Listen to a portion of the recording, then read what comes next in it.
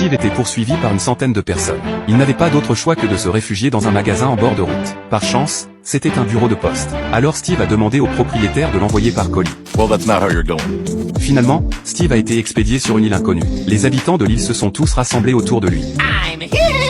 Le chef du village a demandé à Steve de prendre ses mesures pour lui faire un pantalon. No need. I'm exactly the size of a sea battery. Steve pensait pouvoir enfin se détendre. Mais le chef lui a ensuite demandé de tisser des paniers. Mais il ne savait même pas comment faire. Pourtant, personne ne semblait s'en soucier. Steve a dû se mettre au travail. Il ne pouvait dormir que quand il avait fini sa tâche. Et le lendemain, il devait recommencer. Steve devait travailler tous les jours. Un jour, le sol a soudainement tremblé. Tout le monde s'est précipité dehors.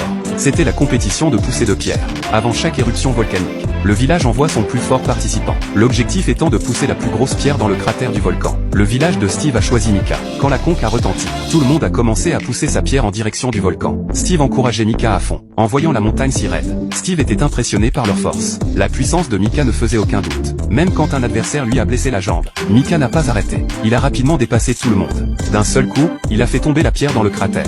À la vue de cela, Steve était ravi. Tout le monde a commencé à célébrer. Enfin, plus besoin de tisser des paniers.